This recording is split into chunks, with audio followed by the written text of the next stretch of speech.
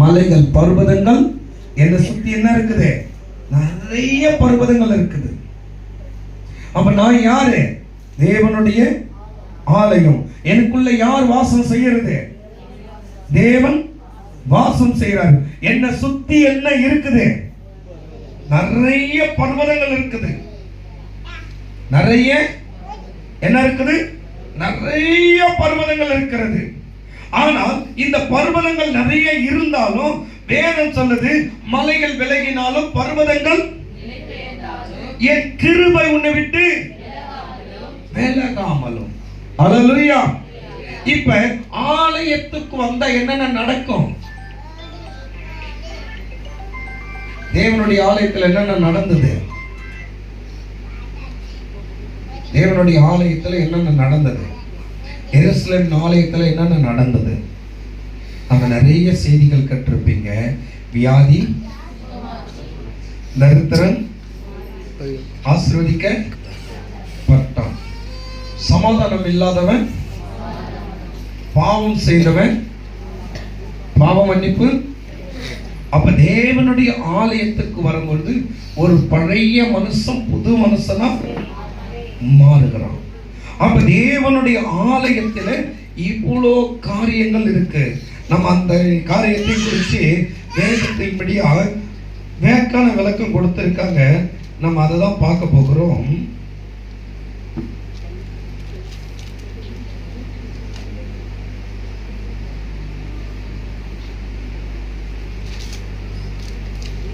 கவனிங்க, இங்க அருமையா சொல்லப்படுது, தேவன் பர்வதமாய் இருக்கிறார்.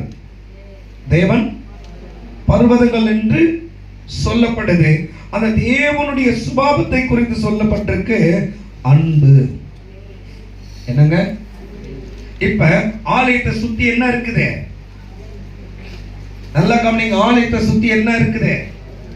அநேக பர்வதங்கள் இருக்கு. யார் ஆலயம்? சத்தமா சொல்லுங்க, யார் ஆலயம்? யாருங்க? நான் தான் ஆலயம். இந்த ஆலயத்தை சுத்தி என்ன இருக்குதுன்னா, என்ன இருக்குது? அநேக பர்வதங்கள். இப்ப தேவனுடைய பர்வதங்கள் என்னை சூழ்ந்து இருக்குது. என்னன்னு கேட்ட தேவனுடைய அன்பு. என்னங்க இருக்கு? தேவனுடைய அன்பு இந்த ஆலயத்துல இருக்கு. இப்ப நீங்க யோசித்து பாருங்க, இந்த அன்பாகிய பர்வதம் எத்தனை பேர்கிட்ட இருக்கு? அல்லேலூயா. நான் கேட்கறது புரியுதுங்களா? அன்பாகிய பர்வதம் எத்தனை பேர்கிட்ட? அது இல்லைன்னா நாம என்ன பண்ணிடணும்? யார்கிட்ட கேட்கணும்? ஆண்டவரே, அன்பின் பர்வதத்தை என்ன பண்ண முடியல, காண முடியல. அந்த அன்பின் பர்வதம் என் மலையை சுத்தி என் ஆலயத்தின் பக்கத்தில் எனக்குள்ள என்ன பண்ணணும்? அப்ப நான் உள்ள இருக்கிற இருதயம் ஆத்துமா ஆலயமா இருக்குது. இந்த சரீரத்தை காட்டிலும் ஆத்துமா தான் மெயின் ஆலயம். இந்த ஆலயத்திலே பர்வதம் இல்லைன்னா என்ன அர்த்தம்? நமக்குள்ள அன்பு இல்லைன்னா என்ன கிடையாது? தேவனுடைய பர்வதம் ஏதோ ஒண்ணு குறையுது. எத்தனை பேருக்கு இது புரியுது? நம்ம கிட்ட அன்பு இல்லைன்னா என்ன குறையுது? தேவனுடைய பர்வதம் ஒன்று என்கிட்ட குறையுது, காணாத போயிருக்குது. என்னை மன்னிச்சு கொண்டவரே, அந்த பர்வதம் மீண்டும் என்கிட்ட காணும்படிக்கு. எத்தனை பேருக்கு இது விளங்குது? நீங்க யோசிச்சு பார்த்தா உங்களுக்கு தெரியுதுல்ல, இருக்கா? அன்பு என்னும் பர்வதம் நம்ம சுத்தி இருக்குதா? அல்லேலூயா, அல்லேலூயா. நான் கேட்கறது புரியுதா இல்லையா? அன்பு என்னும் பர்வதம். இரண்டாவதாக எருசலேமின் ஆலயத்தை சுத்தி, எருசலேமை சுத்தி நிறைய பர்வதங்கள் உண்டு. இரண்டாவது பர்வதம் வல்லமை, தேவனுடைய வல்லமை. வசனம் சொல்லுது, தேவரே நீ சகலத்தையும் செய்ய. அவர் யாருங்க? சகலத்தையும் செய்ய வல்லவர். அப்ப அவரை தரித்திருக்கும் போது நாம் எப்படி இருப்போம்? சொல்லுங்க, அவரை தரித்திருக்கும் போது நாம் எப்படி இருப்போம்? நீங்க சொல்லுங்களா, எப்படி இருப்போம் நாம? சரிங்க, உங்ககிட்ட பயங்கரமான வல்லமை உடைய அவரு ஒருத்தர் உங்களுக்கு சப்போர்ட்டா நிக்கிறாரு. இப்ப நீங்க உதவாதவங்க எல்லாம் பார்த்து பயப்படுவீங்களா? சொல்லுங்க, பயப்படுவீங்களா? என்ன பண்ணுவீங்க? எவ்வளவு பெரிய வீரசாலியா இருந்தாலும் நீங்க என்ன பண்ணுவீங்க? ஏன்னா என் பக்கத்துல யார் தான் நிக்கிறது? வல்லமையானவர் என் கூட இருக்கிறாரு. அவரை மீறி வந்து என்ன பண்ண முடியாது, ஒண்ணும் பண்ண வல்லமை வாங்கிறதுக்கு ஐயா போயிருக்கிறாரு. அவர் மீறி என்ன பண்ண முடியாது ஒன்னும். இப்ப இந்த வசனத்தின்படி தேவனுடைய எருசலேமை சுத்தி அநேக பர்வதங்கள் என்னப்படுது. முதல் என்ன இருக்கு? தேவனுடைய அன்பு. முதல் தேவனுடைய, நல்லா புரிஞ்சுங்க, முதல் தேவனுடைய அன்பு. இரண்டாவது தேவனுடைய, இரண்டாவது என்ன இருக்குது? தேவனுடைய வல்லமை. இப்ப நமக்குள்ள அந்த வல்லமை இருக்கா? சொல்லுங்க, நமக்குள்ள எத்தனை பேருக்குள்ள அந்த வல்லமை இருக்கு? பிசாசு ஓட்டுற வல்லமை எத்தனை பேருக்கு இருக்கு? பாஸ்டர், நானும் பிசாசு, என் புருஷன் தான் எனக்கு பிசாசு, டெய்லி அடிக்கிறேன் பாஸ்டர். என் பொண்டாட்டி தான் எனக்கு பிசாசு, அதனால டெய்லி என்ன பண்றேன்?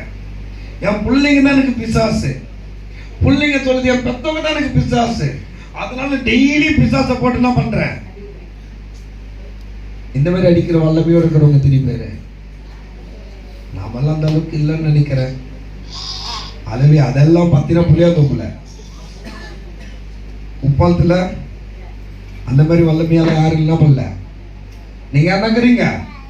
தங்கோல் மாமா கண்டாதான் தெரியும் வெள்ளக்காவை பத்தி.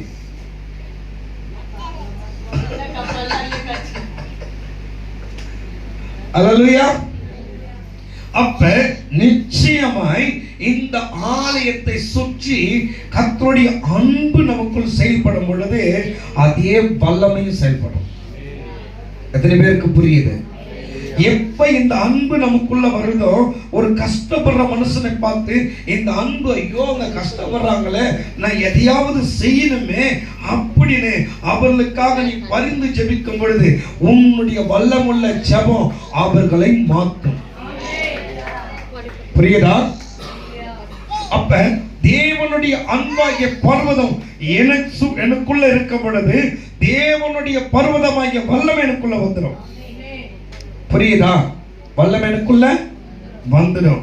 மூணாவது, தேவனுடைய என்ன நடக்குதுன்னா மகிமை. என்ன நடக்குது?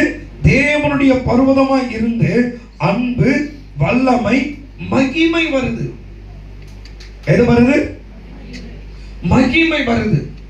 அப்ப கிறிஸ்தவர்களுக்கு என்று ஒரு மகிமையை கர்த்தர் என்ன பண்ணிருக்காரு? கொடுத்திருக்கிறாரு.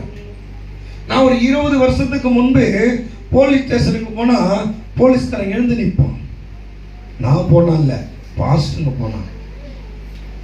இப்ப போனா ஒருத்தவங்க ஏந்துக்க மாட்டான். பாஸ்டர் உட்காரு. ஏன்னா சில குழப்பங்களை பாஸ்டர்களை பண்ணி ஒரு தேவையில்லாத காரியங்களை ஸ்டேஷனுக்கு போனதுனால பாஸ்டர்னாலுமே அந்த மரியாதை என்ன பண்ணிடுச்சு. அது நடுவிலையும் நம் கர்த்தருக்கென்று உண்மையா இருப்போம்னா அந்த போலீஸ்கார் மத்தியிலையும் கர்த்தர் நமக்கு ஒரு உயர்வை கொடுப்பார். அல்லேலூயா, அல்லேலூயா. நான் நம்ம கம்பல்ல வேலை செய்கிற அஜய் அடிபட்டுடுச்சு. அப்போ அது கை அடிப்பட்டதுனால கேஸ்ன்னு சொன்னாங்க. அப்புறம் சொன்னார், இல்லைங்க சின்ன அடி தான், பரவாயில்ல, கேஸ் இல்லை. ஆனால் அவங்க என்ன சொன்னாங்கன்னா, போலீஸ்காரங்க ரொம்ப ஆரம்பத்தில் அப்படி தான் சொல்லுவாங்க. 2 வாரம் கழித்து வேலை செய்ய முடியல, ஓனர் நிறுத்திடுறாரு. திரும்ப ஸ்டேஷனுக்கு வராங்க. உனக்கு கேஸ் வேணுமா வானான்னு வந்து ஸ்டேஷனில் என்ன பண்ணிட்டு போ, எழுதி கொடுத்துட்டு போன்னு சொன்னாங்க. அப்போ ஸ்டேஷனுக்கு போயிருந்தோம். போனால் அங்கே இருக்கிற ஒரு போலீஸ்கார் சொன்னார், நம்ம ஒரு பாஸ்டர் ஒரு நடத்தின கூட்டத்துக்கு போனேன், நிறைய பிள்ளைங்களுக்கெல்லாம் ஹெல்ப் பண்ணாங்க, நல்ல ஆத்தூரத்தில் விசேஷமாக கூட்டம் நடத்தி ஆகாரம்லாம் கொடுத்தாங்க, நல்ல ஒரு பவர் மேலே எந்த கேஸும். ஆனால் நான் என்ன கேஸில் போய் சிக்கியிருந்தேன்னு சொல்லுவாங்க, அந்த வார்த்தை வராது. அப்ப கர்த்தருடைய அன்பு நமக்குள்ள இருக்கமானா கர்த்தருடைய வல்லமை நம்மளை கொண்டு செயல்பட ஆரம்பிக்கும். ஏன்னா கஷ்டத்தை மட்டும் கிடையாது, வியாதி உள்ளவர்களை பார்த்தா இந்த வல்லமையை வச்சு நம்ம சும்மா இருக்க மாட்டோம், இந்த அன்பு வச்சு சும்மா இருக்க மாட்டோம். அந்த வியாதியஸ்தருக்கு எப்படியாவது சுவிசேஷத்தை சொல்ல ஆரம்பிப்போம். சொல்லும் போது அவங்க கேட்கும் போது உனக்குள்ள இந்த வல்லமை புறப்படும். உனக்குள்ள வல்லமை புறப்பட்டதுன்னா என்ன நடக்கும்னு கேட்டினா தானாவே உனக்கு ஒரு மகிமை உண்டாகும். அல்லேலூயா. ஒரு கம்பெனில ஒர்க் பண்றீங்க, உங்களை கொண்டு கர்த்தர் ஒரு அற்புதம் பண்ணிட்டாருன்னா ஓனரும் உன்னை மதிப்பாரு, வேலைக்காரரும் உன்னை மதிப்பாங்க. அவங்க மத்தியில உனக்கு ஒரு மகிமை இருக்கும். புரியுதா?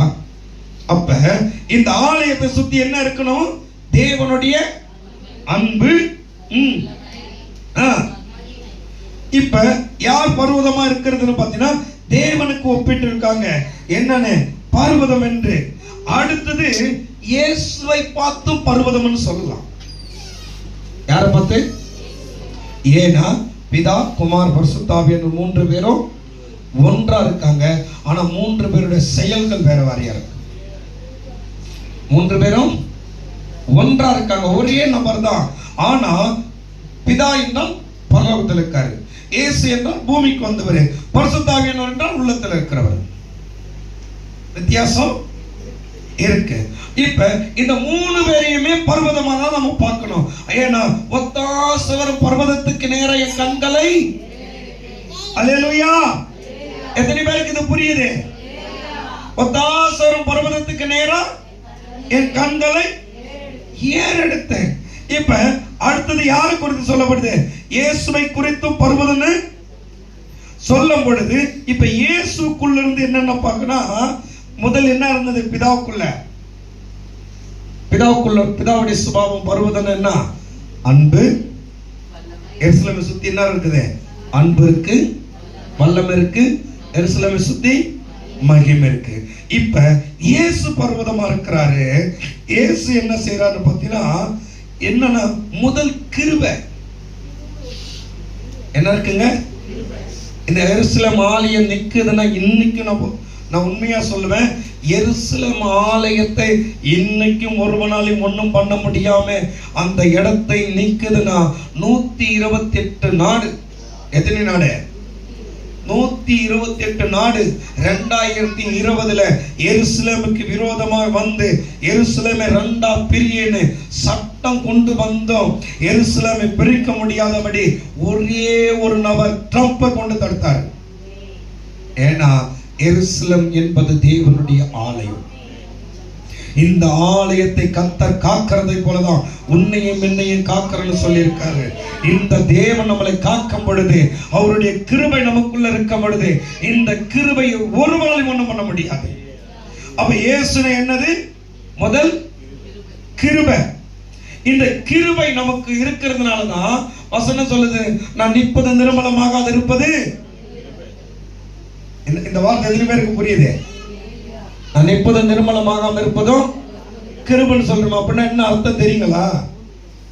நம்ம திட்டுத்தனமா டிவி பார்க்கறது, திட்டுத்தனமா பொய் சொல்றது, திட்டுத்தனமா ஏமாத்துறது, நமக்கு யாருக்குமே தெரியாம நாம செய்யறோம் பாரு எல்லா விதமான பாவமும்.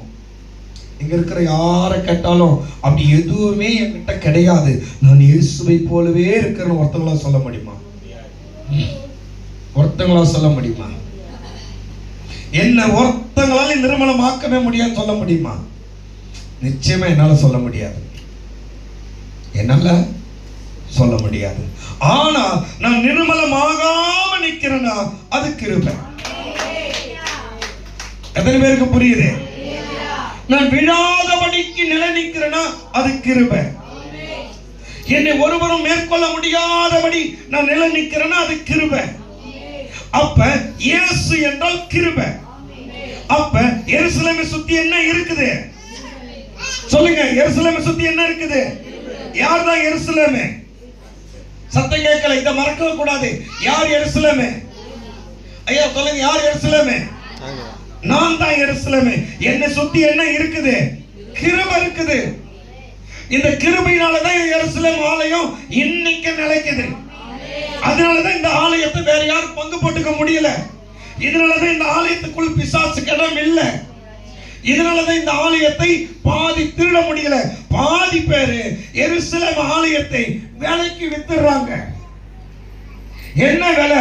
பெண் என்ன விலைக்கு வித்துறாங்க, ஆண் என்ன விலைக்கு வித்துறாங்க, நகை என்ன விலைக்கு வித்துறாங்க, பணம் என்ன விலைக்கு வித்துறாங்க, டீக்கு காபிக்கு சோறுக்கெல்லாம் என்ன பண்ணிடுறாங்க? வித்துறாங்க ஆலயத்தை. அதனாலதான்